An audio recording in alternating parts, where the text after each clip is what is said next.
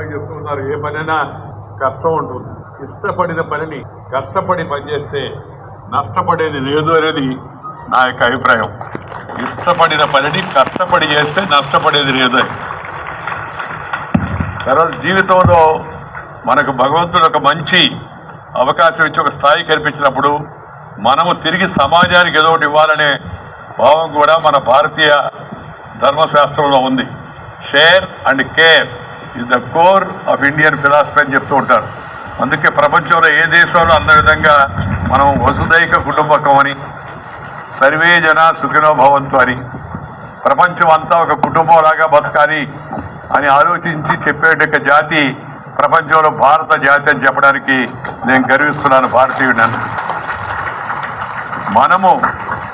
మనకు వచ్చిన అవకాశాన్ని, మనకిన్న తెలివితేటలను, మనకు వచ్చిన సంపదను ఇతరులతో కూడా పంచుకోవడానికి అనేక మార్గాలు ఉన్నాయి. ఈ మార్గంలో శ్రీ మండవ రవి ఈ విద్యారంగాన్ని ఎంచుకోవడం, ఈ విద్యారంగంలో కాస్త మరీ నగరం మధ్యలో కాకుండా కాస్త వెనుకబడిన ప్రాంతాల్లో విద్యా సంస్థలు పెట్టడం చాలా సంతోషం. ఆ మంచి పని చేస్తున్నందుకు శ్రీ మండవ రవికుమార్ నేను హృదయపూర్వకంగా అభినందిస్తున్నాను.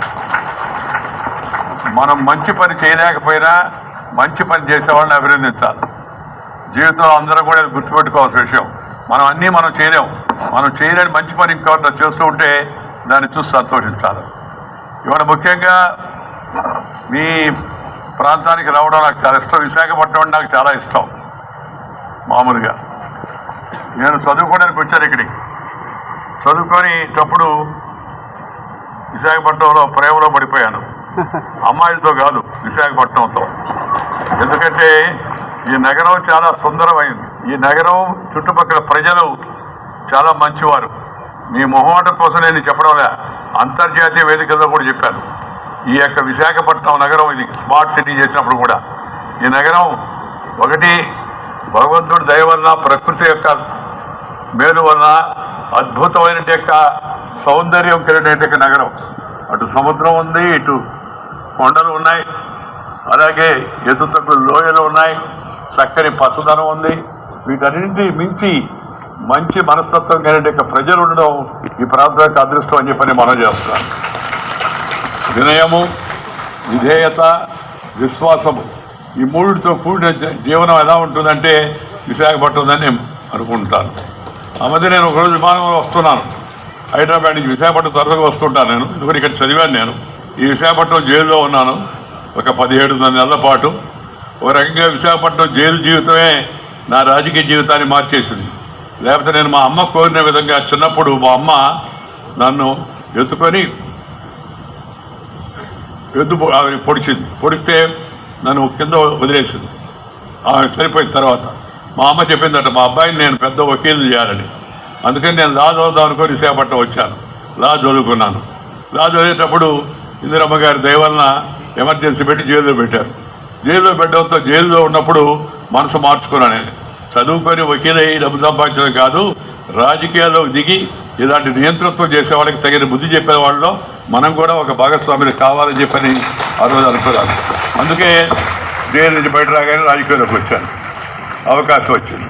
ఆ రాజకీయ ప్రజా జీవనంలో మనకు తెలిసిన విషయాలు ఇతరులకు చెప్పడం, ఇతరులకు అవసరమైన విషయాలు మనం చేయడం, మనం ఏ స్థాయికి వెళ్ళినా కొన్ని పద్ధతులు, కొన్ని సాంప్రదాయాలు, కొన్ని స్టాండర్డ్స్ని మెయింటైన్ చేయాలని లక్ష్యంగా పెట్టుకొని ముందుకు వచ్చేదానికి నాకు పునాది పడింది ఈ విశాఖపట్నంలో అని చెప్పని మీ అందరికి కూడా మనం చేస్తున్నాను.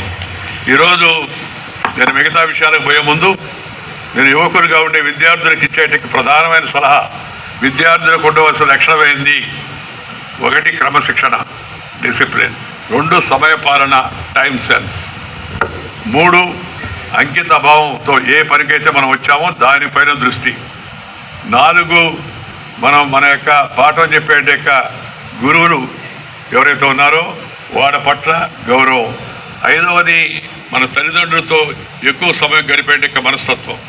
ఈరోజు మారిపోతుంది సమాజం. తల్లిదండ్రులు పిల్లలతో గడపడం లేదు, పిల్లలు తల్లిదండ్రులతో గడపడం లేదు, ఇద్దరు వేరే వాళ్ళతో గడుపుతారు. వేరే వాళ్ళు అంటే ఫోన్తో. ఈ ఫోన్ ఒక వ్యసనంలాగా మారిపోయింది. ఈ వ్యసనం మరింత ఎక్కువైతే ఏమవుతుందో చెప్పలేము మనం. నిన్న మీరు చూసుంటారు పత్రికల్లో, హైదరాబాద్లో ఒక ముగ్గురు అమ్మాయిలు టీనేజ్లో ఉన్నవాళ్ళు ముగ్గురు కిటికీలో నుంచి దూకి కింద పడి చనిపోయారు. ఏంటంటే వాళ్ళందరూ దీని ద్వారా కొరియన్ గేమ్స్కి అలవాటు పడిపోయారట. ఆ పెద్దవాళ్ళు ఆ ఫోన్ తీసేసుకున్నారు వాడకుండా చూసి. దాంతో ఈ పిల్లలు నిరాశ చెంది నిస్పృహ చెంది కిటికీలో నుంచి 9వ అంతస్తులో నుంచి దూకి చనిపోయారు ముగ్గురు. అసలు ఏం కారణం అది? ఫోన్ చూడని వారందుకు ఆత్మ జీవితాన్ని మొత్తం కోల్పోవడం అంతా కూడా. ఈ అలవాట్లు ఏతున్నాయో ఇవి ఒక రకంగా విజ్ఞానం పెరగడము, టెక్నాలజీ పెరగడము సమాజానికి ప్రపంచానికి మంచిది. కానీ సరిగా కాకుండా దాన్ని సక్రమ పద్ధతిలో కాకుండా మనం వేరే విధంగా అర్థం చేసుకొని వేరే విధంగా ఉపయోగించుకుంటే జరిగే అనర్థాలు ఎలా ఉంటాయో ఇందాక నేను చెప్పిన విషయాన్ని బట్టి మనకు అర్థమవుతుంది. అందుకని ఫోను వాడినా మనం లేకపోతే గూగుల్ చూసినా పరిమిత సమయమే చూడాలి. తల్లిదండ్రులు కూడా ఆ విధంగా ఏర్పాటు చేయాలి. ఇవాళ ఆ మధ్య ఆస్ట్రేలియాలో పెట్టారు 16 సంవత్సరాల పిల్లల లోపలికి అసలు ఫోన్ లేదని. బహుశా భారతదేశంలో కూడా అలాంటి పరిస్థితి రావాలేమో అని నేను అనుకుంటున్నాను. నేను చెప్పిన మాట కోసం పిల్లలకు రుచించకపోవచ్చు, కానీ వాళ్ళ రుచి కోసం కదా చెప్పేది. నేను దేశం కోసం, సమాజం కోసం, అందరి యొక్క హితం కోసం అని చెప్తున్నాను. ఎక్కడో దగ్గర దీన్ని కొంత నియంత్రించాలి. దాంతోపాటు సోషల్ మీడియా వచ్చింది. సోషల్ మీడియా కాస్త యాంటీ సోషల్ మీడియాగా తయారైపోయింది. ఆ ఫోన్ చూస్తే హెడ్డింగ్ చాలా ఆకర్షణీయంగా ఉంటుంది. లోపల హెడ్ లైన్ ఉంటుంది, లోపల పైన హెడ్ లైన్ ఉంటుంది, లోపల డెడ్ లైన్ ఉండదు, అసలు లైన్ ఉండదు, ఇంకేదో ఉంటుంది వార్త. అంటే నేను దగ్గర లాగడం కోసం పెట్టేట వార్త. దానికి వ్యసనంగా తయారైపోయి బానిసలుగా తయారవుతున్నాం. సొంత ఆలోచన, సృజనాత్మక శక్తి తగ్గిపోతుంది. దయచేసి గుర్తుపెట్టుకోండి, ఫోను వాడకం ఎక్కువైపోయి మెదడు వాడకం తగ్గిపోతే సృజనాత్మక శక్తి తగ్గిపోతుంది. దయచేసి సొంత మెదడు వాడడం, ఆలోచించడం, ఆ మేధస్సు పొదులు పెట్టే ప్రయత్నాలు చేయండి. తల్లిదండ్రులు కూడా పిల్లలకి ఆ విధంగా చిన్నప్పటి నుంచి అలవాటు చేయాల్సిన అవసరం ఎంతో ఉంది. లేకపోతే కొద్ది రోజులు పోయిన తర్వాత నువ్వు పెందుర్తి నుంచి విశాఖపట్నం ఎంత దూరం, గూగుల్. ఆ నుంచి అనకాపల్లి ఎంత దూరం, గూగుల్.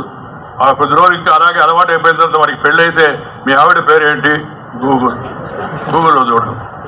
సొంత ఆలోచన శక్తి పోతనం కోసం హాస్యంగా చెప్పాను ఈ మాట వేరు, కానీ సీరియస్గా చెప్తున్నాను నేను.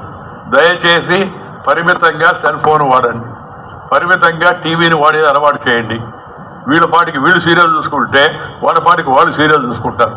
ఈ లోపల అసలు సీరియల్ అయిపోద్ది జీవితంలో.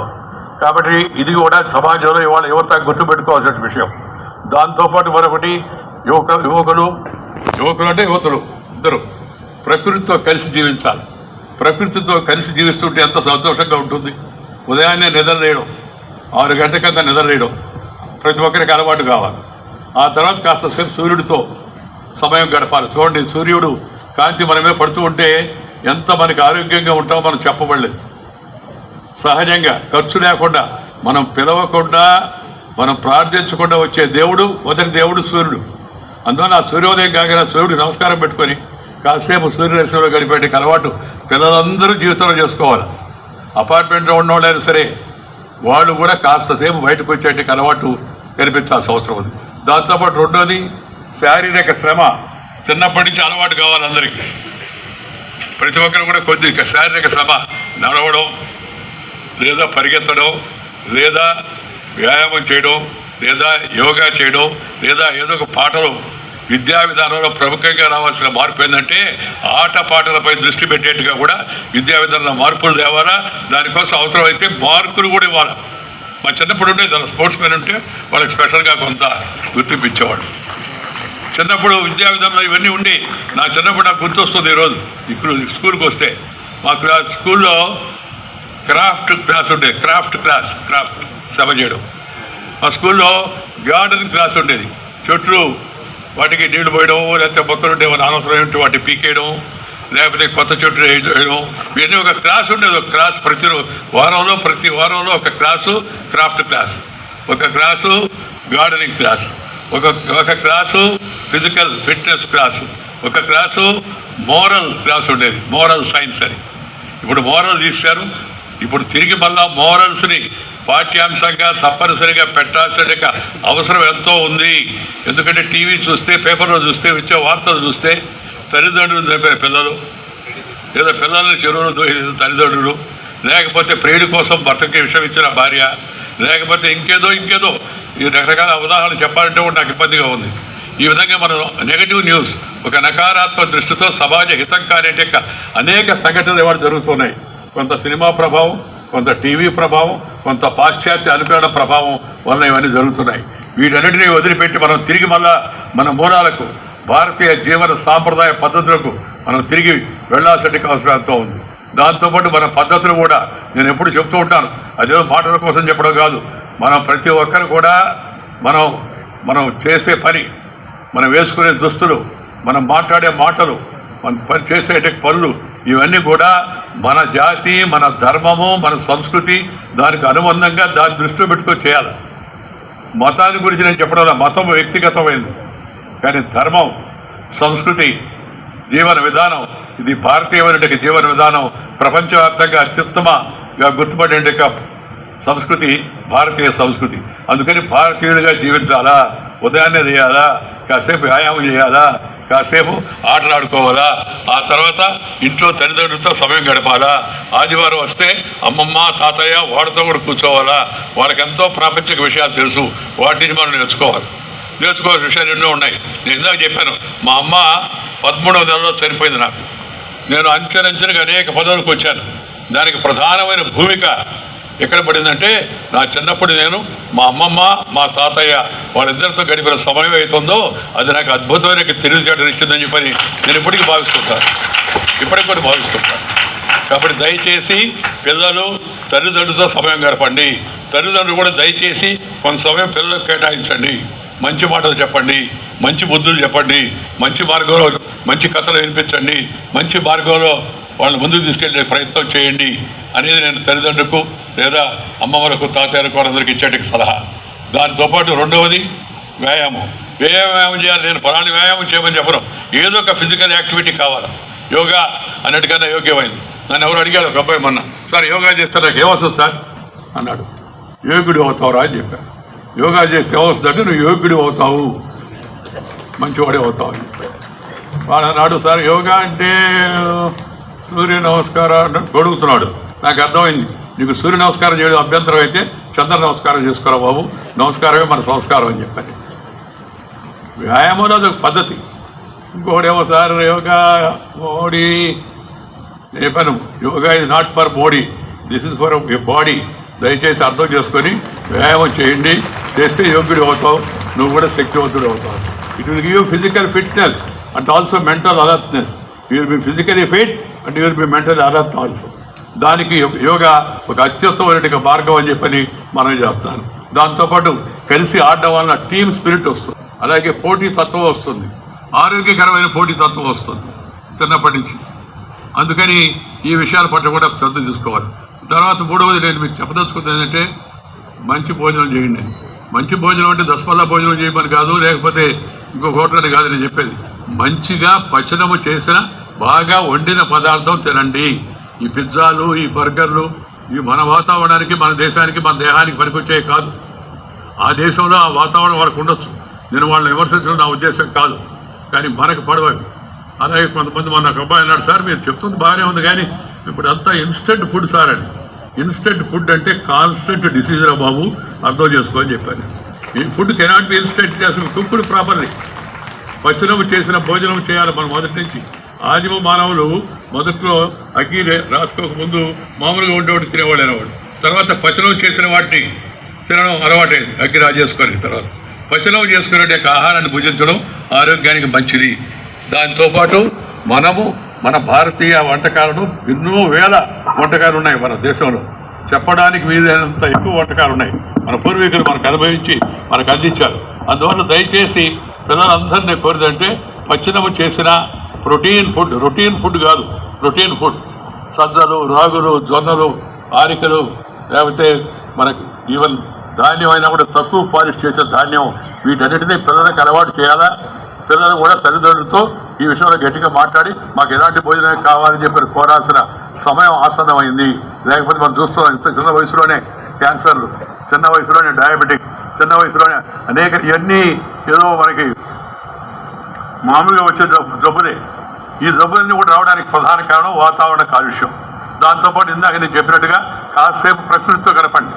ఆ సూర్యుడితో, ఆ చంద్రుడితో, ఆ నీటితో సమయం గడపడం కాసేపు ఎంత అదృష్టం చెప్పడానికి వీలే. నదులు, వాగులు, వంకలు వాటన్నిటిని ఆక్రమిస్తూ ఉన్నాం. ఆక్రమించడం మంచి పద్ధతి కూడా కాదు. దాంతోపాటు చెట్లు, పచ్చదనాన్ని చూస్తే ఎంత సంతోషంగా ఉంటుంది. విశాఖపట్నానికి ఒక గొప్ప అందం ఏంటంటే ఈ విశాఖ నగర సుందరికి ప్రధాన కారణం ఈ ప్రకృతి, పచ్చగా ఉండేటి చెట్లు. ఈ పచ్చదనాన్ని మనం ప్రోత్సహించాలా, చెట్లు నరికేయకూడదు, చెట్లు పెంచడం అలవాటు చేసుకోవాలి. జీవితంలో ఒక భాగస్వామ్యం కావాల్సిన అవసరం ఎంతో ఉందని ఈ సందర్భంగా నేను మనవి చేస్తున్నాను. ఎంఎస్ స్వామినాథన్ గారు ప్రఖ్యాత వ్యవసాయ శాస్త్రవేత్త, ఆయన చెప్పాడు, మీరు రొటీన్ ఫుడ్ కాకుండా ప్రోటీన్ ఫుడ్ తినండి అందరు దయచేసి. దాంట్లో శక్తి ఉంటుంది. అంతేగాని పూర్తిగా పాలిష్ చేసి ఉన్న పోషకాహారాలను తీసేసి తెల్లగా ఉండే బియ్యం తింటే తెల్లగా మనం కూడా తొందరలో డయాబెటిక్ ఫాలో అవుతాం అనే విషయాన్ని అర్థం చేసుకోవాలి. ఇవన్నీ చిన్నప్పటి నుంచే పిల్లలకు అలవాటు చేస్తే జీవితంలో వాడు తప్పనిసరిగా పైకి వస్తారు. దాంతోపాటు నేను పిల్లలకు కోరేది ఏంటంటే మన కట్టు, మన బొట్టు, మన మాట, మన ఆట, మన పాట, మన బాట, మన యాస, మన గోస, ఆఖరికి మన తిట్టు కూడా మన అయిన వాటినే మనం వాడుకోవాలి. వాటిలో అంత అద్భుతమైన పద సంపద ఉంది, మనకి అద్భుతమైన సంస్కారం ఉంది ఆ కట్టులో, ఆ బొట్టులో, జుట్టులో. పిల్లలు నేను వస్తుంటే ఏదో చూశాను, పెద్ద పిల్లలు వచ్చి మరి స్వాగతం పలుకుతూ ఉన్నారు. ఆ పావడ, ఆ పరికిని, ఆ లంగా, ఓణి వేసుకొని ముచ్చటగా బొట్టు పెట్టుకొని వస్తూ ఉంటే చూస్తే పిల్లల్ని మహాలక్ష్మిని చూసినాక మనసులో ఎంతో సంతోషం కలుగుతుంది. అది ఫ్యాషన్ కాదా? ఎవరు చెప్పారు ఫ్యాషన్ కాదని? అలా ఉండడమే ఫ్యాషన్. నేను ఉపరాష్ట్రపతి అయినప్పుడు పత్రికల వాళ్ళు వచ్చిన అడిగారు, sir now that you have become vice president, చెప్పండి అన్న. పత్రిక వాళ్ళు అంత సులభంగా చెప్పరు, ఏదో రకంగా అడ్డదిడ్డంగా నిన్ను అడిగి ఏదో న్యూస్ రాబట్టారని. ఏంటి sir, now that you have become vice president, what about dress అన్నారు. నేను చెప్పాను, no change of dress, only change of address అని చెప్పాను. డ్రెస్ మార్చుకోవడం ఉండదు, అడ్రస్ మారుతుంది. నేను అప్పుడు అంతకుముందు ఔరంగజేబు రోడ్డు ఉండేది, మేము వచ్చిన తర్వాత దాన్ని అందరికి జ్ఞానం కలిగి ఔరంగజేబు పేరు తీసేసి అబ్దుల్ కలాం రోడ్డుని పెట్టుకున్నాం. భారతీయ కేరళలో మార్గం. ఆ అబ్దుల్ కలాం రోడ్డు నుంచి 6 మౌలానా ఆజాద్ రోడ్డుకు మారుతాను వైస్ ప్రెసిడెంట్గా, అంతేగాని నో చేంజ్ ఆఫ్ డ్రెస్ అన్నాను. మన దుస్తులు ఏం తక్కువనే కాదు. నేను ఎక్కడికి వెళ్ళి ఎలాగే వెళుతుంటాను, నన్ను ఎవరు తక్కువగా ఎవరు చూడాల. ఆ మధ్య 6 దేశాల యొక్క కాన్ఫరెన్స్కి వెళ్ళాను, అజర్బైజాన్. నేను అన్ని మీటింగ్లో కూడా చెప్తున్నాను, అందరికీ అర్థం కావడానికి. 126 దేశాల అధిపతులు ఉన్నారు అక్కడ. నేను కూడా వెళ్ళాను, మన దేశం తరఫున ప్రధానమంత్రి గారు నన్ను వెళ్ళమన్నారు. వెళ్ళి మాట్లాడాము. మరుసటి రోజు పత్రికలు ఫోటో చూస్తే ఈ 126 మంది దేశ అధినేతలు అందరూ కలిసి ఒక ఫోటో తీశాను, గ్రూప్ ఫోటో తీశాను. చూస్తే మధ్యలో నేనే బాగా కనపడుతున్నాను. అంటే నేను బాగా కనపడడం కాదు, వాళ్ళందరూ నల్ల దుస్తులతో ఉన్నారు, నేను మాత్రం తెల్ల దుస్తుతో ఉన్నాను. తెల్ల దుస్తులు ఉంటే తెలుసు మీకు, వెంటనే నలుపు పక్కన తెలుపుంటే సులభంగా గుర్తుపడతారు బాబు. అందువల్ల అలా తక్కువగా నేను 65 దేశాలకు వెళ్ళాను. ఎక్కడో చలి ఎక్కువగా ఉన్న చలికాలంలో తప్పితే మిగతాప్పుడు ఇదే తెస్తూ ఉన్నాను. ఎవరు తక్కువగా చూసిన సందర్భం నాకైతే ఎక్కడ అనిపించలేదు. భారతీయ దుస్తులన్నా, భారతీయ సాంప్రదాయాలన్నా, భారతీయ పద్ధతులన్నా, భరతనాట్యం అన్నా, లేకపోతే మన యొక్క ఈ దేశంలోని ఇతర కళలన్నా ప్రపంచం అంతా ఎంతో గౌరవం ఉంది. అందుకే మన ఇండియా నుంచి బయటకు వెళ్ళిన వాళ్ళు, మన తెలుగు వాళ్ళు కూడా అమెరికాలో పిల్లలకి ముందు అరంగేట్రం చేస్తున్నారు. భరతనాట్యం నేర్పించి, కూచిపూడి నేర్పించి, మంచిగా పాటలు పాడించి, లేదా మంచిగా వాళ్ళ దగ్గర ఉండే తెలివితేటలు బయటకు తీసే ప్రయత్నం చేస్తున్నారు. మనమే కదా ఏముందని పట్టుకోవడం అని చెప్పని మనం పక్కన పెడుతూ ఉన్నాం. అందుకని భారతీయ సాంప్రదాయాలను, భారతీయ కళలను, భారతీయ నృత్య సంగీతాలను వీటన్నిటిని కూడా జీవితంలో ఒక భాగస్వామ్యం చేసుకోవాలి. పాఠశాల విద్యల్లో చదువుతో పాటు, గార్డెనింగ్తో పాటు, ఆటలతో పాటు ఇలాంటి యొక్క పాటలు, లేకపోతే నృత్యము, సంగీతము, సాహిత్యము వీటి పట్ల పిల్లలు అభిరుచి పెంచే విధంగా విద్యా విధానంలో మార్పులు రావాలా. నూతన విద్యా విధానం, న్యూ ఎడ్యుకేషన్ పాలసీలో ఈ దిశగా తగిన ఆదేశాలు కూడా ఇవ్వడం జరిగింది. అన్ని పాఠశాలలు కూడా ఆ నూతన విద్యా విధానం యొక్క స్ఫూర్తితో భారతీయ సాంప్రదాయాలను, భారతీయ పద్ధతులను మన పిల్లలు అలవాటు చేసే విధంగా ముందుకు తీసుకెళ్లాలని చెప్పి నేను కోరుతున్నాను. ఇంగ్లీష్ విషయం, ఇంగ్లీష్ మీడియం స్కూళ్ళు ఎక్కువ ఉన్నాయి, డిమాండ్ కూడా ఉంది, వాటికి కావచ్చు. ఇంగ్లీష్కి నేను వ్యతిరేకం కాదు. ఇంగ్లీష్ నేర్చుకో, కానీ ఇంగ్లీష్ వాడిగా మారబారు. Learn English but don't become an English man, be an Indian. సంతోషంగా నువ్వు భారతీయుడు భారత నేర్చుకో, కానీ అన్నిటికన్నా ముందు ప్రాథమికంగా పాఠశాలలో నేర్పించాల్సింది అంటే 1వ తరగతి మన మామూలుగా అమ్మ రాస్తుంటారు కదా, ముందు నేర్పించాల్సింది మాతృభాషలో. మొదట మాతృభాషలో చదువుకోవాలి. కొంత చదువు వచ్చిన తర్వాత ఇంగ్లీష్ భాషలోకి మనం వెళ్ళొచ్చు తప్పనిసరి. కొంతమందికి అనుమానం, సార్ అలా ఇంగ్లీష్ మీడియం చదవకపోతే పైకి పోమేమో అని. నాకు ఆ కుర్రోడు కూడా ఆ మధ్య ఒకసారి చీటీ పంపించాడు, సార్ ఇంగ్లీష్ రాకపోతే పైకి పోం కదా, మీరు ఇంగ్లీష్ మీడియం కాదు తెలుగు మీడియం అంటున్నారని. ఎవరు చెప్పారు నీకన్నా అంటున్నారు సార్ అదన. నేను చెప్పాను, నిన్ననే దేవుడితో నేను ఐఎస్డి చేసి దేవుడితో మాట్లాడాను, అడిగాను ఆయన్ని, ఏమైనా నీ దగ్గర రావాలంటే ఇంగ్లీష్ మీడియం చదివి ఉండాలా అంటే ఆయన అన్నాడు, అదేవరు ఎక్స్పైరీ డేట్ అయిపోతే ఎవరికైనా డైరెక్ట్గా పైకి వచ్చేయచ్చు, ఏమి ఇబ్బంది ఉండదు. ఆ కుర్రాడు మీరు నవ్వుతూ చెప్తున్నారు సార్ సరదాగా అన్నాడు. నేను సరదాగానే చెప్పాను, కానీ వాస్తవంగా చెప్పాను. ఏంటంటే పైకంటే ఉద్దేశం ఏంది, రాష్ట్రపతి ఉపరాష్ట్రపతి, ఇప్పుడు ప్రస్తుతం రాష్ట్రపతిగా ఉంది కదా ద్రౌపది ముర్ము గారు, ఆయన ఒరేళ్ళు చదువుకున్నారు మొదట్లో. అంతకుముందు రామ్నాథ్ కోవింద్ గారు హిందీలో చదువుకున్నాడు. ఈ దేశానికి ఉపరాష్ట్రపతిగా పనిచేసిన నేను వెంకయ్య నాయుడు తెలుగు మీడియంలో చదువుకున్నాను. సుప్రీంకోర్టు ప్రధాన న్యాయమూర్తిగా పనిచేసిన నూతనపాటి వెంకటరమణ గారు తెలుగు ఆయన నేను తెలుగు మీడియంలో చదువుకున్నాను అని చెప్పి ఆయన చెప్పాడు. చంద్రబాబు నాయుడు కూడా తెలుగు మీడియంలో చదువుకున్నాడు, రేవంత్ రెడ్డి కూడా తెలుగు మీడియంలో చదువుకున్నాడు. ఆడదాకా వెళ్ళారు కదా. రాష్ట్రపతి అయ్యి, ఉపరాష్ట్రపతి అయ్యి, ప్రధానమంత్రి అయ్యి, నరేంద్ర భాయ్ మోదీ కాన్వెంట్ మొహమ్మద్ వాళ్ళు ఆయన. కానీ ప్రపంచం వ్యక్తి ధైర్యవంతుడైన ప్రధానమంత్రిగా నరేంద్ర భాయ్ మోదీని వాళ్ళు చూస్తుంది కదా. అందువలన కేవలం మీడియం కాదు, నీ సంస్కారం, నీ విజ్ఞానం, నీ ఓపిక, నీ కృషి, నీ పద్ధతి, నీ వెనకుండేట దేశం యొక్క శక్తి, అది నీకు గౌరవాన్ని ఇస్తుంది. ఈ విషయాన్ని అందరూ కూడా దయచేసి గుర్తుపెట్టుకొని ఇంగ్లీష్ నేర్చుకోండి. ఇంగ్లీష్ వర్గా తయారు కాకూడదు. ఫస్ట్ మదర్ టంగ్, తర్వాత brother tongue, later any other tongue. ఈ మధ్య కొంతమంది రాజకీయాల కోసం హిందీ వ్యతిరేకంగా కూడా ఉద్యమాలు చేస్తారు. దయచేసి అలాంటి పనులు చేయొద్దు. హిందీ కూడా నేర్చుకోండి తప్పనిసరిగా. నేర్చుకుంటే ఇంకా దేశవ్యాప్తంగా మనం పైకి వెళ్ళవచ్చు. నేను చిన్నప్పుడు నెల్లూరులో హిందీ వ్యతిరేక ఉద్యమం ఉండింది. చెన్నై పక్కన మా ఊరు, దాని ప్రభావం పడింది. అందరూ స్ట్రైక్ చేసి బయటకు వచ్చి హిందీ డౌన్ అంటున్నాం. పక్కన వాడు అడిగాడు, సార్ మన ఊరిలో హిందీ ఎక్కడుందయ్యా అన్నాడు. ఒకటి మొహాలు చూసుకున్నాం, ఎవరికి గుర్తురాలు ఎక్కడుందని. ఇంకొకరోడు చెప్పాడు, మన ఊరు 2 దగ్గర ఉంది సార్ హిందీ అని. ఉందయ్యా హిందీ అని. ఎక్కడంటే, ఒకటి పోస్ట్ ఆఫీసులో డాక్టర్, 2 రైల్వే స్టేషన్లో అని. 2 బ్యాచ్లుగా తయారైపోయి ఒక బ్యాచ్ పోస్ట్ ఆఫీస్కి, ఒక బ్యాచ్కి రైల్వే స్టేషన్కి వెళ్ళి దానికి తారు పూసాం. తర్వాత 1993లో అద్వానీ గారు నన్ను అఖిల భారత ప్రధాన కార్యదర్శిగా చేసి ఢిల్లీ పిలిచిన తర్వాత అప్పుడు అర్థమైంది నాకు, హిందీ బోర్డు కాదు తారు పూసింది, నా మొహానికి తారు పూసుకోండి అని చెప్పి అర్థమైంది. హిందీ తెలుసుకోబట్టి, హిందీ చదువుకోబట్టి దేశవ్యాప్తంగా నాయకుడు అయ్యేటికి అవకాశం వచ్చింది. నెల్లూరులో చిన్నప్పుడు గోడల మీద రాసేవాడిని నేను. వాజ్పేయి గారు వస్తుంటే మైకులు అనౌన్స్మెంట్ చేసేవాడిని.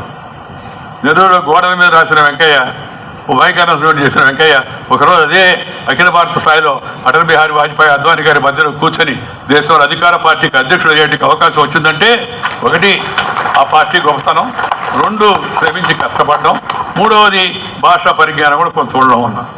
ఈ విషయాన్ని దయచేసి పైకి వెళ్ళదలుచుకున్నాడు. అలాగే ప్రపంచం అంతా ఇంకా ముందుకు వెళ్ళాలా, ఇంగ్లీష్ నేర్చుకోండి.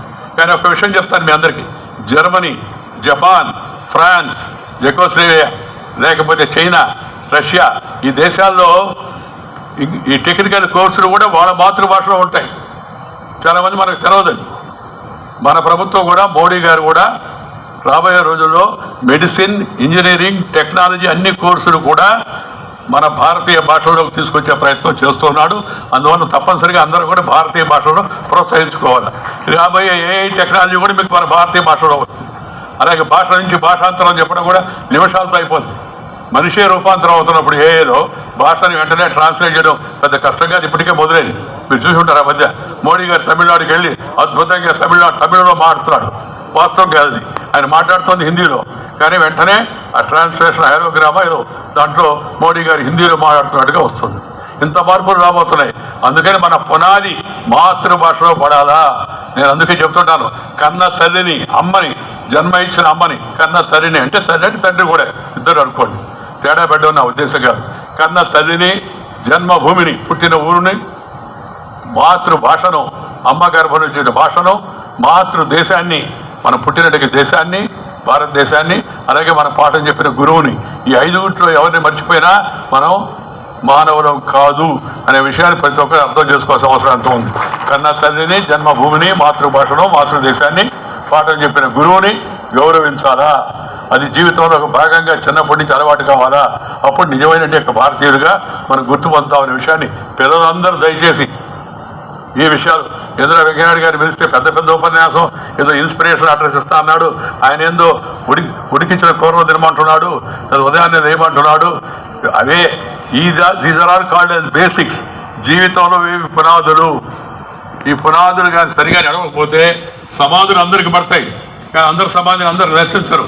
అబ్దుల్ కలాం సమాధిని దర్శిస్తారు, మహాత్మా గాంధీ సమాధిని దర్శిస్తారు.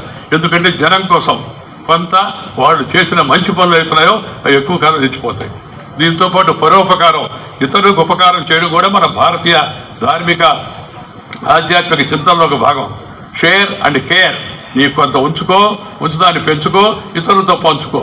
నువ్వు ఇతరులతో పంచుకున్నప్పుడు, ఇతరులకు సహాయం చేసినప్పుడు నీ మొహంలో వెలుతురు వస్తుంది, కళ వస్తుంది, విశ్వాసం పెరుగుతుంది, ఆత్మవిశ్వాసం పెరుగుతుంది.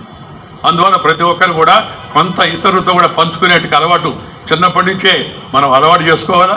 ఇది నాకు, ఇది నా ఫ్రెండ్స్కి అని చెప్తుంటారు కొంతమంది. ఆ అలవాటు ఆ తర్వాత కష్టాల్లో ఉన్నవాళ్ళని, నష్టాల్లో ఉన్నవాళ్ళని, ఇబ్బందుల్లో ఉన్నవాళ్ళని, అనాథులుగా ఉన్నవాళ్ళని వాళ్ళని కాస్త మనం పలకరించి వాళ్ళకి కాస్త మేలు చేస్తే అది మనకి పుణ్యం చేస్తుందనే సంగతి నమ్మకం ఉన్న వాళ్ళకి పుణ్యం, లేకపోయినా ఆత్మ సంతృప్తిని నీకు ఇస్తుంది. ఇది కూడా పిల్లల యొక్క జీవితంలో, విద్యా విధానంలో ఒక భాగం కావాల్సిన అవసరం ఎంతో ఉందని ఈ సందర్భంగా మనం చేస్తూ ఉందండి. మీరందరూ కూడా your all building blocks of the future of this great nation. అందువల్ల మనం జాతి పట్ల, దేశం పట్ల, సమాజం పట్ల సామాజిక స్పృహ కలిగి ఉండాలా, దేశాన్ని ప్రేమించాలా. Love and live with the nature. Nature culture together for your bright future. Nature culture together for your bright future. ప్రకృతితో కలిసి జీవించు, ప్రకృతిని పోషించు. ప్రకృతి నిన్ను ప్రేమిస్తుంది, నిన్ను పోషిస్తుంది. లేకపోతే ఈ ప్రకృతి వైపరీత్యాలు జరుగుతున్నాయి కదా, ఈ సునామీలు లేదా హరికేన్లు, లేకపోతే అనుకోకుండా అమెరికా లాంటి పెద్ద అభివృద్ధి చెందిన దేశంలో కూడా ఎన్ని ప్రకృతి వైపరీత్యాలు వస్తున్నాయి మీరు చూస్తున్నారు పేపర్లో. ఈ మధ్య శాన్ ఫ్రాన్సిస్కోలో కూడా ఏమవుతుంది కూడా. సో ప్రకృతిని గౌరవించకపోతే, ప్రకృతి వికటిస్తే అది తన ఏదో రకంగా ప్రకటిస్తుంది, మనకి ఇబ్బంది కూడా కలిగిస్తుంది. అందుకని ప్రకృతితో కలిసి జీవించడం అవుతుందో అది కూడా విద్యా విధానంలో ఒక భాగం కావాలని చెప్పిన సందర్భంగా నేను మనం చేస్తున్నాను. ఈ సందర్భంగా నా పిల్లలందరికీ ఉన్న సలహా ఒకటే, తల్లిదండ్రులు కూడా చిన్నప్పుడు పిల్లలకి వాళ్ళ పాఠ్య పుస్తకాలతో పాటు కాస్త రామాయణం, భారతం లేదా పంచతంత్రం లేదా అలాంటి మంచి మంచి పద్యాలు, మంచి పుస్తకాలు వాళ్ళకి కొంత అలవాటు చేయండి. జీవితంలో ఒక భాగం చేయండి. రాముడు దేవుడనే కాదు, ఏకపత్ని వృధుడు, సత్యవాక్ పరిపాలకుడు, పితృవాక్ పరిపాలకుడు, ఆదర్శ పరిపాలకుడు, ఇతరులకు ఎవరికి కూడా అపకారం చేయనివాడు, అకృత్యాలు లేనింటి రాజ్యాన్ని రామరాజ్యం అంటారు. అందుకని మహాత్మా గాంధీ చెప్పాడు, రామరాజ్యం కావాలి మనకని. ఆ రామరాజ్యాన్ని కావాలంటే మనందరం కూడా మన బాధ్యతలు మనం నిర్వర్తించాలి, మన కర్తవ్యాన్ని మనం నిర్వర్తించాలి. మన ప్రవర్తన ఇతరులకు కాస్త ఆదర్శంగా ఉంటే అప్పుడు అనుకుంటారు రాముడు గుడ్ బాయ్గా ఉన్నాడు చూస్తేనో అని. రాముడికి అంత విశేషమైన ప్రాముఖ్యత ఉంది మన చరిత్రలో, మన భారతీయ ఇతిహాసాలు. కాబట్టి పిల్లలకు కాస్త రామాయణం, భారతం, దాంట్లో రాజకీయం లేదు. రాజకీయ నాయకులు రకరకాలు చెప్తుంటారు, ఇది సెక్యులరిజం, అది పిక్యులరిజం అని, ఓటు కోసం చేసే మాటలు అవన్నీ కూడా. దాని రామాయణం, మహాభారతం అవి ఎలా కమ్యూనల్ అవుతాయి? రాముడు కమ్యూనలా, కృష్ణుడు కమ్యూనలా ఈ దేశంలో? ఇవన్నీ అనవసరమైన మాటలు. కొంతమంది ఏం పాటుపాక ఏదో కారణం కోసం. మీరు ఇందాక ఎవరు ఆయన అడుగుతున్నారు, సార్ మీకు బీజేపీ వాళ్ళు పైకి వస్తే ఏందో మను ధర్మశాస్త్రం అందరి మీద మను సంస్థాన్ని బలవంతం చేస్తారట కదా, రుద్దుతారని. నేను ఇప్పుడు దాకా పెరిగానయా, ఇక్కడ దాకా ఇప్పుడు 76 నాకు ఎక్కడ ఏం రుద్దినట్టుగా కనపడలే చిన్నప్పటి నుంచి. నేను గ్రామీణ ప్రాంతంలో పుట్టా, రైతు కుటుంబంలో పుట్టా, పత్తు శాఖాహారిని కాదు మాంసాహారిని చిన్నప్పటి నుంచి. ఇప్పుడు కూడా తింటున్నాను, ఇప్పుడు తగ్గించా. ఎందుకంటే డాక్టర్ చెప్పాడు జీవితాన్ని సరిపడిన తినేశారు సార్, ఇక నిదానంగా కాస్త గ్రాడ్యువల్గా తగ్గించండి అని. అందరూ తోటి వారందరూ మన స్నేహితులే, వారందరూ మన బంధువులే, వాళ్ళు మన మిత్రులే అని చెప్పి అనుకుంటాను. కాబట్టి దయచేసి ప్రతి ఒక్కరు పిల్లలందరూ కూడా కులాన్ని మనం తొలగించలేము, కానీ కులం మధ్య అడ్డుకూడదు, కట్టకూడదు. కులము కన్నా గుణము మిన్నా, కులము కన్నా గుణము మిన్నా, ధనము కన్నా మన యొక్క ధర్మం మిన్నా అనే విషయాన్ని చిన్నప్పటి నుంచి పిల్లలు గుర్తుంచుకొని ఆ విధంగా నడిస్తే మంచి అభివృద్ధి ఉంటుందని చెప్పిన సందర్భంగా నేను మనం చేస్తున్నాను. అందువల్ల మీరు ఈ దేశం ముందుకెళ్తుంది, భారతీయులేగా పుట్టినందుకు, భారతీయులైనందుకు గర్వించండి. ప్రపంచంలో ఇవాళ ఒకప్పుడు మన దేశం విశ్వగురు, ప్రపంచానికి అంత గురువుగా ఉండేది. నలంద, తక్షశిల, విక్రమశిల అలాంటి విశ్వవిద్యాలయాలకు విదేశాల నుంచి వచ్చి ఆ హ్యూయాన్ సాంగ్, పాహియాన్ చైనా నుంచి వచ్చి చూసి మన దేశంలో ఆ విశ్వవిద్యాలయాలు చూసి రాసిపోయారు. ఆ తర్వాత వచ్చి మొఘలాయలు ధ్వంసం చేశారనుకోండి. ప్రపంచానికి అంతా తిరిగి ఇచ్చేటి దేశం మందు. ఒకప్పుడు ప్రపంచ జీడిపిలో 4వ వంతు భారతదేశం నుంచి ఉంది. ఇప్పుడు మళ్ళా తిరిగి భారతదేశం పుంజుకుంటుంది. ఆ ఇంగ్లీష్ వాళ్ళు వచ్చి మన దేశంపై దండయాత్ర చేసి మనం దోచుకున్నారు. కొంత మన మనసులో కూడా దోచుకున్నారు. మన ఏది తక్కువని, వాళ్ళ ఏది గొప్పవని, రాబర్ట్ క్లైవ్ ది గ్రేట్ అని, లేకపోతే అలెగ్జాండర్ ది గ్రేట్ అని. ఎవడికి గ్రేట్ అయినా? రాబర్ట్ క్లైవ్ ద గ్రేటా, అల్లూరు సీతారామరాజు ద గ్రేటా అనే విషయాన్ని మనం ఆలోచించుకోవాలి. అల్లూరు సీతారామరాజు, రాణి రుద్రమ్మ, లేదా వీరపాండే కట్టబొమ్మన్, అనేక మంది మహనీయులు, స్వామి వివేకానంద, అలాంటి మహనీయులు మన దగ్గర ఉండగా విదేశీయులు పూడుకోవాల్సిన అవసరం మనకేం వచ్చింది? ముందు మన దేశాన్ని గురించి, మన జాతిని గురించి, మన ధర్మాన్ని గురించి, మన దేశంలో మంచి పనులు చేసిన మహనీయుల యొక్క జీవితాలను పాఠ్యపుస్తకాల భాగంగా ఉండాలా. ఇంట్లో కూడా చర్చల్లో కూడా వాళ్ళ గురించి చర్చలు జరగాలి. పిల్లలకు మనం తెలియజెప్పాల్సిన అవసరం ఎంత ఉంది. చిన్నప్పటి నుంచి అలవాటైతే పెద్ద అయిన తర్వాత పూర్తిగా మనసులో ఇంకా బలంగా నాటుకుంటుంది. అందుకని భారతీయ సంస్కృతిని గౌరవించడం, భారతీయ సాంప్రదాయాన్ని గౌరవించడం, భారతీయ విద్యా విధానాన్ని మనం తయారు చేసుకుని దాన్ని అనుకరించడం, ఇవన్నీ కూడా చాలా అవసరం అని చెప్పి సందర్భంగా నేను మనం చేస్తూ ఉన్నాను. ఇప్పుడు మళ్ళా భారతదేశం అభివృద్ధిలో పరుగుపడుతోంది. ఆ మధ్య ఒక ఆయన అమెరికా అంటే నాకు గౌరవం బాగా. ఎందుకంటే అది ఒక ప్రజాస్వామ్య దేశం, గట్టి ప్రజాస్వామ్య దేశం. మనం కూడా ప్రజాస్వామ్య దేశమే. ప్రపంచంలో కన్నా largest democracy India is the largest democracy in the world. ప్రపంచంలో ఇంకెక్కడ కూడా ఇంత జనాభా ఉండి ప్రజాస్వామ్యయుతంగా సక్రమంగా ఎన్నికలు జరిగి ప్రజలు ఎన్నికల్లో పాల్గొని తమ ఇష్టం వచ్చిన వారిని గెలిపించి కష్టం కలిగించిన వారిని తొలగిస్తుంటారు. జనం అనుకుంటే ఎవరు చేస్తారు? కొంతమంది విర్రవీగుతుంటారు, మాట్లాడుతూ ఉంటారు, బూతులు తిడుతూ ఉంటారు. రాజకీయ నాయకులకి ఈ మధ్య కొద్దిగా ఫ్యాషన్ అయిపోయింది కొంతమందికి. ఎందుకంటే బూతులు మాడితే పేపర్లో వేస్తారు, నీతులు మాడితే వేయరు అని చెప్పారు. ఆ మధ్య బూతులు ఎక్కువ మాడుతుంటే నేను ఒకరోజు మాట్లాడుతూ రాజకీయంలో నేను అందుకని మాట్లాడుతూ అన్నాను, ఈ బూతులు మాడేవాళ్ళకి బుద్ధి చెప్పాలమ్మా అని. ఒక ఆమె అడిగేది నన్ను, సార్ ఏం చేయాలి సార్? మీ చేతిలో ఉందమ్మా అన్న. మా చేతిలోనా? వాడి జోలికి పోతే ఇంకేమైనా ఉంది సార్? వాడి జోలికి ఏం పోవద్దమ్మా, బూతులు మాడేవాళ్ళకి బూతులోనే సమాధానం చెప్పండి అని చెప్పాను. నాకు అర్థం కాదు. ముందు బూతులు మాడేవాళ్ళకి బూతులోనే సమాధానం చెప్పంటే నేను చెప్పేది కదమ్మా, నువ్వు బూతులు మాడేవాళ్ళకి పోలింగ్ బూత్లోకి వెళ్ళు, అన్ని పక్కన బూసి ఉంటుంది, బటన్ నొక్కు, ఫినిష్ అయిపోతారు. ఒక్కడి గెలవలా బూతులు మాడేవాళ్ళు. ఇప్పుడు కూడా కొందరు బూతులు మాడుతున్నారు కొంతమంది నాయకులు. రాజకీయ నాయకులు అంటే అందరికీ ఆదర్శంగా ఉండాలి. పిల్లలు నాయకులను ఆదర్శంగా చూస్తారు, పెద్దలు ఇంట్లో ఉన్న వాళ్ళని ఆదర్శంగా చూస్తారు. అందుకని రాజకీయ నాయకులు ప్రవర్తన సక్రమంగా ఉండాలా, మంచి భాష ఉపయోగించాలా, మంచి ప్రవర్తన పద్ధతులు గౌరవించాలా, మంచి విధంగా మంచిని పెంచే విధంగా వాళ్ళ జీవితం ఉంటే పిల్లలు కూడా దాన్ని చూసి నేర్చుకుంటారు.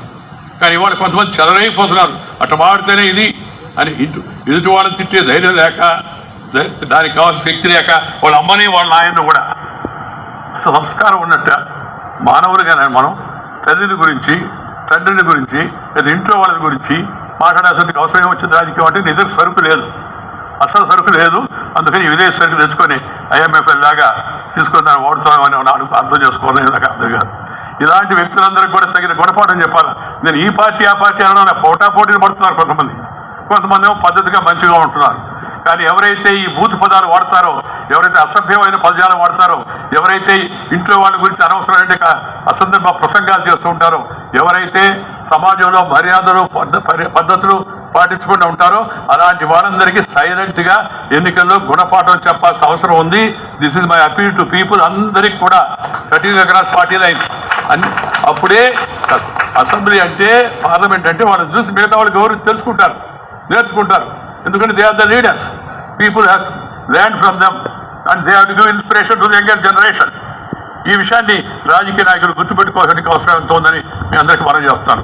దానికి ముందు ఆఖరికి ఒక మాట, ఇవాళ పోటీ ప్రపంచంలో కేవలం చేతిలో డిగ్రీ ఉంటే సరిపోదు, చేతిలో నైపుణ్యం కూడా కావాలి. చదువు ముఖ్యము, చదువుతో పాటు సంస్కారం కూడా ముఖ్యం. సంస్కారం లేని చదువు దండగా. ఇక్కడ అనేక మంది అధ్యాపకులు వాళ్ళందరూ ఉన్నారు. వాళ్ళందరూ నేను కోరేది పిల్లలకి చదువుతో పాటు సంస్కారాన్ని నేర్పించండి, పెద్దల్ని గౌరవించడం నేర్పించండి, కుటుంబంతో సమయం గడపడం నేర్పించండి, ప్రకృతిని ప్రేమించడం నేర్పించండి, తాటి మానవుల పట్ల మంచి విధంగా ప్రవర్తించే విధంగా వాళ్ళందరూ కూడా నేర్పించండి. ఈ సంస్కారం, చదువు సంస్కారం ఇవి రెండు ఉంటే అప్పుడే. సంస్కారం లేకుండా నమస్కారం పెడితే అది సంస్కారం అనిపించుకోదు. సంస్కారవంతమైన జీవితాన్ని అలవాటు చేసుకోవాలి. దాంతోపాటు నైపుణ్యం ఉండాలి. చదువు ప్రధానమంత్రి గారు కూడా చెప్పారు ఇవాళ, కేవలం mere education is not going to help you, you need to have enhance your skills. నీ తెలివితేటలను, నీ నైపుణ్యాన్ని. ఈ దేశంలో కమ్మరి, కుమ్మరి, వడ్రంగి, నేత, గీత, బోయ, యాదవ, చాకలి, మంగలి, హరిజన, గిరిజన, లంబాడ, కులాలతో నిమిత్తం లేకుండా అనేక మంది అద్భుతమైన తెలివితేటలు ఉన్నాయి. వాళ్ళ చేతికి కానీ మనం అవకాశం ఇస్తే వాళ్ళు అద్భుతాలు చూస్తున్నారు. ఈ మధ్య ప్రధానమంత్రి గారు ఈ పద్మశ్రీ కూడా చూస్తున్నాం మనం. పద్మశ్రీగా పెద్దగా పేరుగాంచిన వాళ్ళకు రావడం లేదు. ఎవరైతే రికగ్నైజింగ్ అన్రికగ్నైజ్డ్ ఎవరైతే సామర్థ్యం ఉండి గుర్తింపు రాలేదో అలాంటి వాళ్ళకి పద్మ అవార్డు ఇస్తారని ప్రభుత్వం ప్రకటించింది. ఇస్తున్నారు కూడా. ఎలాంటి వాళ్ళు అద్భుతమైన తెలివితేటలతో వాళ్ళందరూ బయటకు వస్తున్నారు. అందుకని మనం ఆ నైపుణ్య అభివృద్ధిని కూడా చదువులో ఒక భాగం చేయాలా, స్కిల్ డెవలప్మెంట్ అని. మా అమ్మాయి, మా మిత్రులందరూ మేమందరం కలిసి ఒక 25 ఏళ్ల కిందట స్థాపించిన స్వర్ణ భారత్ ట్రస్ట్ అని. దాంట్లో ప్రధానంగా మేము ఇచ్చేది ఏంటంటే నైపుణ్య శిక్షణ, skill development, skill upgradation, electrician, plumber. మనం చిన్నవే ఎలక్ట్రీషియన్ చాలా మామూలు కనిపించవచ్చు, ప్లంబర్ మామూలు కనిపించవచ్చు, డ్రైవర్ మామూలు కనిపించవచ్చు. కానీ తక్షణమే నీకు ఉపాధి దొరుకుతుంది, నీకు ఉద్యోగం దొరుకుతుంది. వాటికి డిమాండ్ ఇంకొకటి లేదు. ఇప్పుడు కొత్తగా హైదరాబాద్ పెట్టే దాంట్లో మళ్ళీ మేము ఇప్పుడు క్యాటరింగ్ కూడా పెడుతున్నాం. ఈ భోజనం ఇది కూడా డిమాండ్ ఎలా పెరిగిపోయిందో చాలా మంది చూస్తున్నాం మనం. ఇంట్లో వంట తక్కువైపోయి బయట వంట ఎక్కువైపోయింది. నేను చెప్పి ఆ మధ్య వంట పోతే జంట విడిపోద్ది, దయచేసి వంట వదిలిపెట్టమాకండి, ఇంట్లో వంట కూడా ఉండాలి. అనేక కోర్సుల్లో శిక్షణ ఇస్తున్నారు. ఆ శిక్షణ పొందితే వాళ్ళకి సరైన ఉపాధి వస్తుంది. అందరూ ఐఏఎస్ కాలేరు, అందరూ ఐపీఎస్ కాలేరు, అందరూ ప్రొఫెసర్స్ కాలేరు, అందరూ లెక్చరర్స్ కాలేరు, అందరు ఇంజనీర్స్ కాలేరు, అందరూ డాక్టర్లు కాలేరు. కానీ ఆ నైపుణ్యాన్ని గుర్తించి చిన్నప్పుడే వాళ్ళకి శిక్షణ ఇస్తే ఆర్థికమైన శక్తి లేకపోయినా తెలివితేటలు ఉన్నాయి అపారంగా. వాటిని గుర్తించండి, వాటిని ట్యాప్ చేయండి, వాటిని ప్రమోట్ చేయండి, వాటిని ఎంకరేజ్ చేయండి, ముందుకు వెళ్ళొచ్చు. అందుకని నైపుణ్య శిక్షణ చాలా అవసరం అని చెప్పని ఈ విషయంలో ఒక విషయం నేను చెప్పదలుచుకున్నానంటే, industry and education institutions they must have interaction. What is required for the industry. పరిశ్రమలకు ఎలాంటి స్కిల్స్ కావాలి, ఎలాంటి వాళ్ళు కావాలి, ఎలాంటి కోర్సులు కావాలా అని అలాంటి కోర్సులు విద్యావేత్తలు కూడా రూపొందించుకోవాల్సిన అవసరం ఎంతో ఉంది. చాలా ముఖ్యమైన విషయం అది. ప్రధానమంత్రి గారు కూడా ఆ దిశలోనే ప్రయత్నాలు చేస్తున్నారు. కాబట్టి తగిన సూచనలు రూపొందిస్తూ నైపుణ్య శిక్షణను కూడా పరిశ్రమ నుంచి తగిన సలహాలు తీసుకొని నైపుణ్య శిక్షణను విద్యా ప్రణాళికలో జోడించాలని చెప్పని ఈ సందర్భంగా నేను మనం చేస్తున్నాను. Today we are becoming increasingly self reliant at Atmanirbhar in a number of sectors. ఇందాక ఒక మాట చెప్తే మధ్యలో వదిలేశారు. అమెరికా అధ్యక్షుడు ఆయన ఈ మధ్య ఏమంటేది మాడుతున్నాడు. ఒక్కోసారి ఆయన ఏం మాట్లాడుతున్నాడో ఆయనకు కూడా తెలిసట్లేదు. ఇవాళ ఏం మాట్లాడాడో రేపు మర్చిపోతున్నాడు. అమెరికా మీద మనకు గౌరవం ఉంది, గౌరవం ఉండాలి. అది డెమోక్రసీ, మనం రాజ్యస్ డెమోక్రసీ. కానీ అలా మాట్లాడడం మంచిది కాదు. అమెరికా అధ్యక్షుడిగా ఉండి మాట్లాడుతూ ఉన్నాడు. India is a dead economy అన్నాడు ఒకరోజు. India is a dead economy అని మన ప్రధానమంత్రి గారు ఏం సమాధానం చెప్తారని అందరు ఎదురు చూస్తున్నారు. ప్రధానమంత్రి 4 రోజులు మాట్లాడాలి, సమాధానం కూడా ఇవ్వలేదు, పట్టించుకున్నట్టు గమ్ముకున్నాడు. మళ్ళా మోడీ గారితో జోడీ కలిపి అగ్రిమెంట్ సంతకం పెట్టి టారిఫ్లు తగ్గిస్తున్నాను, Modi is my best friend, India is a great country అన్నాడు. ఆయన ఆ మాట అనకముందు దానికి కారణం ఏం చెప్పంటారా? ఇండియా యూరోపియన్ యూనియన్తో ఒప్పందం పెట్టుకుంది, నువ్వు కాకపోతే ఇంకా వేరేవాడు ఉన్నారని చెప్పారు. అలాగే చైనాతో కూడా కొంతవరకు దగ్గర అయ్యేందుకు ప్రయత్నం చేస్తుంది. దాంతోపాటు ఆయన ఇంకొక విషయాన్ని కూడా గమనించాడు. ఏంటంటే ఈ దేశంలో అపారమైన శక్తి ఉంది, అపారమైన తెలివితేటలు ఉన్నాయి, దాన్ని మనం నిర్లక్ష్యం వేయడానికి వీలు లేదని చెప్పారు అనుకొని మనం చేతులు కలిపాడు. ఆయన డెడ్ ఎకానమీ అన్న రోజు మోడీ గారు సమాధానం చెప్పకపోతే చాలా మంది డిసప్పాయింట్ అయ్యారు, ఎందుకు ఆయన మాట్లాడలేదని. 3వ రోజు సమాధానం వచ్చింది మోడీ గారి నుంచి రాలా. 3వ రోజు ఇంటర్నేషనల్ మానిటరీ ఫండ్, IMF అని ఉంది, ఇంటర్నేషనల్ మానిటరీ ఫండ్, అంతర్జాతీయ ద్రవ్య నిధి సంస్థ అని, ఇండిపెండెంట్ అది. 3వ రోజు IMF నుంచి స్టేట్మెంట్ వచ్చింది. ఏంటంటే ప్రపంచంలో కల్లా fastest growing economy number 1 India అని చెప్పారు. నేను చెప్పడం కాదు, ప్రభుత్వం చెప్పేది ఎక్కడ కాదు. IMFకి స్టేట్మెంట్ చూడండి మీరు. అందువల్ల ఈ దేశంలో శక్తి, యుక్తులు, ఓర్పులు, నేర్పులు, చేర్పులు, మార్పులు అనేక రకాలైన తెలివితేటలు మన దేశంలో ఉన్నాయి. వాటిని సరిగా గుర్తించి తగిన ప్రోత్సాహం ఇస్తే మన పిల్లలు ఇక్కడ ఉండేవాళ్ళు అద్భుతాలు చేయగలరు, అద్భుతమైన భవిష్యత్తు, అద్భుతమైన స్థాయికి ఎవరైనా కూడా రాగలరు. ప్రయత్నం చేయాలి. ప్రయత్నం కృషితో నాస్తి దుర్భిక్షం అన్నారు. ప్రయత్నం చేయకుండా ఏ పనిలో ముందుకు వెళ్ళాము. కాబట్టి ఇష్టపడినవన్నీ కష్టపడి చేస్తే నష్టపడేది లేదని అందుకే నేను మొదట చెప్పాను. కాబట్టి దయచేసి అందరూ కూడా మీరు కష్టపడండి, మీరు ఇష్టపడిన దానిపై ఎక్కువ శ్రద్ధ పెట్టండి, శారీరక వ్యాయామం చేయండి, మానసికమైన మరింత వికాసం కోసం రామాయణం, భారతం లాంటి మంచి పుస్తకాలు చదవండి. అలాగే ఇతర మిత్రులతో కలిసి జీవించడం, యూనిటీ చిన్నప్పటి నుంచి అలవాటు కావాలి. కలిసి జీవించడం, ఇతరులతో కలిసి జీవించడం చిన్నప్పటి నుంచి అలవాటు కావాలి. అలాగే పెద్దలు, తాతలు, తల్లులు, అమ్మమ్మలు, నానమ్మలు వాళ్ళతో కాస్త ఎక్కువ సమయం గడపండి. విషయ పరిజ్ఞానం వాళ్ళ దగ్గర నుంచి పెంచుకోండి. దాంతోపాటు ఇతరులకు సహాయం చేయడం కూడా మీ జీవితం అలవాటు కావాలా. నీకు మీ అమ్మ 2 చాక్లెట్లు ఇస్తే ఒక చాక్లెట్ నువ్వు తిని 2వ చాక్లెట్ మిత్రుడికి ఇస్తే ఆ మిత్రుడికి నువ్వు ఇచ్చేదాంట్లో అతను కళ్ళలో ఉండే అది చూస్తే మనకు వచ్చేటి ఆత్మ సంతృప్తి చెప్పనది గాంధీ. అందుకే share and care is the core of Indian philosophy అన్నారు. ముందు కష్టపడడం నేర్చుకో, ఆ తర్వాత ఇష్టపడడం నేర్చుకో, ఆ తర్వాత ఎదురు సహాయం చేయడం నేర్చుకో అనేది ఇవన్నీ కూడా మన జీవితంలో భాగం కావాలని చెప్పి నేను సందర్భంగా మనం చేస్తూ ఈ మంచి విద్యా సంస్థలు మనకు అద్భుతమైన తెలివితేటలు మన ఋషులు, మన మహర్షులు ఇచ్చినవన్నీ ఉన్నాయి. హార్వర్డ్లో కూడా ఈ మధ్య దానిపై చర్చ జరిగింది. మన Indian sages, Indian rishis, gurus, they have immense knowledge before they found many of this new technologies and new ideologies. These are all there from Vedas అని చెప్పని. అందుకని వేదాలను కూడా చదువుకునే మేధస్సుకి మన పిల్లలను మనం పెంపొందించాల్సిన అవసరం ఎంత ఉందని ఈ సందర్భంగా నేను మనం చేస్తున్నాను. మనకి వేల సంవత్సరాలుగా ఆదికాలం నుంచి, వేదకాలం నుంచి, పుణ్యకాలం నుంచి, పురాణకాలం నుంచి మన పూర్వీకులు అనుభవించి, రంగరించి, మేళవించి మనకు అందించినట్టు ఆ యొక్క గొప్ప విషయాలు అవుతున్నాయో వాటన్నిటినీ మన పిల్లలకు మనం అందజేసి వాళ్ళు మంచి అలవాటుకు దగ్గరగా చేసి దురలవాటుకు దూరంగా ఉంచాలి. ఎందుకంటే వాడు చూస్తున్నాం మనం. ఆ మధ్య కొంతకాలం పబ్జీ నడిచింది. ఇప్పుడు నిన్న కొరియా అది ఆ గేమ్స్ దానికి బలహీనపడ్డారు కొంతమంది. ఆ తర్వాత కొంతమంది ఇప్పుడు డ్రగ్స్కి అలవాటు అవుతున్నారు. అలాగే సమాజంలో కొన్ని చెడు దూరాలు కనబడుతున్నాయి మనకి. వీటికి అనవసరమైన ప్రాధాన్యత ఇస్తున్నారు. ఆ చెడు దూరాలను గుర్తించి వాటిని ఆదిలోని తుంచివేసేందుకు ఒక పక్క తల్లిదండ్రులు, మరొక పక్క అధ్యాపకులు అందరూ కూడా కృషి చేయాలా. పిల్లలకు తగిన విధంగా వాటి నడుగు చైతన్యం కనిపించాలా. ఆహార అలవాట్ల దగ్గర నుంచి నడవడి వరకు అన్నీ కూడా మనం మన భారతీయ సాంప్రదాయాల విషయాలను పిల్లలకు బోధించి వాళ్ళ ముందుకు తీసుకెళ్లాలా. వాళ్ళని ఒక రోల్ మోడల్గా ఉండాలన్నాడు. స్వామి వివేకానంద చెప్పాడు, you wanted India youth to be its cultural ambassadors. మన యువత ప్రపంచం గౌరవించే స్థాయికి వెళ్ళాలంటే వాళ్ళకి చిన్నప్పటి నుంచి విద్యతో పాటు సంస్కారాన్ని నేర్పాలా. విద్యార్థులు సన్మార్గం వైపు నడిపించాల్సిన బాధ్యత విద్యా సంస్థల పైన ఉంది. చదువు అంటే కేవలం ఉద్యోగ సంపాదించడమే కాదు, చదువు అంటే సమాజానికి ఉపయోగపడే ఒక వ్యక్తిగా మనం ఎదగాలి. పుట్టిన ఊరికి, చదువుకున్న బడికి ఏదో ఒక రూపంలో తిరిగి సహాయం చేయడం మనకు అలవాటు కావాలా.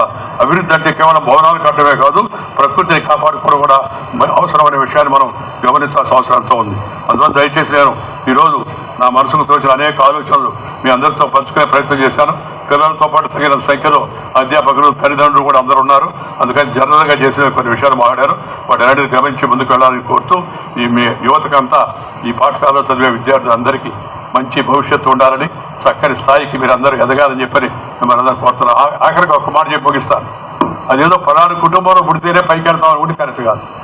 మా నాన్న చదువుకోరా 10th క్లాస్, మా అమ్మ కూడా దాదాపు అదే పరిస్థితి సరిపోయింది. మా తాత పెద్ద బాల 6 చదువుకున్నాడు. నేను చిన్నప్పుడు స్కూల్ పీపుల్ లీడర్గా ఉన్నాను. కాలేజీలో ముందు వైస్ ప్రెసిడెంట్ అయ్యాను. తర్వాత వైస్ ప్రెసిడెంట్ ఒక ఉద్యమంలో వెళ్ళిపోతే ఆయన అధ్యక్షుడయ్యాను. తర్వాత విశ్వవిద్యాలయానికి వచ్చాను. యూనివర్సిటీ స్టూడెంట్స్ యూనియన్ ప్రెసిడెంట్గా ఉన్నాను. పార్టీలోకి వచ్చి యూత్లోకి వచ్చి ఏబీవీపీ స్టేట్ సెక్రటరీగా ఉన్నాను. ఏబీవీపీ ఆర్ఎండే సెక్రటరీగా ఉన్నా. పార్టీ యూత్ వింగ్ స్టేట్ ప్రెసిడెంట్గా ఉన్నా. పార్టీ యూత్ వింగ్ ఆర్ఎండే ప్రెసిడెంట్ అయ్యాను. పార్టీ స్టేట్ ప్రెసిడెంట్ అయ్యాను. పార్టీకి ఆర్ఎండే ప్రెసిడెంట్ అయ్యాను. ఆల్ ఇండియాలో తర్వాత ప్రభుత్వంలో మంత్రిగా ఉన్నాను. గ్రామీణాభివృద్ధి మంత్రిగా ఉన్నాను. పట్టణాభివృద్ధి మంత్రిగా ఉన్నాను. దాంతోపాటు పార్లమెంట్ వ్యవహారాల మంత్రిగా ఉన్నాను. ఇన్ఫర్మేషన్ బ్రాడ్కాస్టింగ్ మినిస్టర్గా ఉన్నాను. హౌసింగ్ రూరల్ డెవలప్మెంట్ దానికి మంత్రిగా ఉన్నాను. ఆ తర్వాత ఈ దేశంలో 2వ అత్యున్నతమైన రాజ్యాంగ పదవి ఉపరాష్ట్రపతి దాకా వెళ్ళాను. నేను పుట్టింది మామూలు పల్లెటూరులో పుట్టాను. సాధారణ కుటుంబంలో పుట్టాను. తల్లి రమణమ్మ, తల్లి రంగయ్య నాయుడు సాధారణ కుటుంబీకులు. కష్టపడి పని ఇష్టపడి చేస్తే నష్టపడేది లేదు. పైకి వెళ్ళడానికి మంచి మార్గాలు ఉన్నాయని నా జీవితం ద్వారా నేను తెలుసుకున్న చిన్న సత్యాన్ని మీ ముందు పెడుతున్నాను. దయచేసి పిల్లలందరూ కూడా కష్టపడే పనిని ఇష్టపడి చేసి మంచిగా మీ తెలివితేటలు పెంచుకొని, గురువుల దగ్గర నుంచి విషయాలు ఎక్కువగా తెలుసుకొని, తల్లిదండ్రులతో కూడా మాట్లాడుతూ, తాత ముత్తాతలను కూడా గౌరవిస్తూ, తద్వారా మీకు ఉన్నదాన్ని ఇతరులతో కొంత పంచుకొని అలవాటు చేసుకుంటూ అద్భుతమైన అభివృద్ధిలోకి రావాలని, మీ అందరికీ మంచి భవిష్యత్తు ఉండాలని కోరుకుంటూ, best of luck to all of you. God bless you all. Namaskar, జై హింద్. మనం మాట్లాడేటప్పుడు కూడా మనం ఇంగ్లీష్ మీడియం చదువుకున్నాం అనుకోండి. నేను చెప్పేది ఒకటే, ఉదయాన్నే గుడ్ మార్నింగు, మధ్యాహ్నం గుడ్ ఆఫ్టర్నూను, సాయంత్రం గుడ్ ఈవినింగు, రాత్రి గుడ్ నైట్ అని చెప్పండి. ఈ 4 బదులు ఒకే పదం ఉంది. 4కి ఒకటే 4 అర్థాలు చెప్తుంది. ఉదయం లేచిన వెంటనే ఎవరిని కనబడితే నమస్కారం, మధ్యాహ్నం నమస్కారం, సాయంత్రం నమస్కారం, రాత్రి నమస్కారం. సులభం. One line. నమస్కారమే మన సంస్కారం. మన భారతీయ భాషను అర్థం చేసుకోండి. నేను రాజ్యసభలో ఉన్నప్పుడు కూడా చైర్మన్గా ఇదే ప్రవేశపెట్టాను. అవన్నీ వద్దు, మన మాత్రం. అలాగే ఇంగ్లీష్ వాళ్ళ పద్ధతులు సాంప్రదాయాలు ఇంకా కొన్ని వాడుతున్నాం. మనం వాటన్నిటికీ చిరునామా మారిపోయింది. దయచేసి వాటిని వదిలేసి మన సాంప్రదాయాలను, మన పద్ధతులను గౌరవించే విధంగా మనం మన పిల్లలను తీర్చిదిద్దాలని చెప్పి కోరుకుంటూ, పిల్లలు కూడా ఆ దిశలో ముందుకు వెళ్ళాలని చెప్పి కోరుతూ మీ అందరి దగ్గర సెలవు తీసుకుని నమస్కారం. జై హింద్.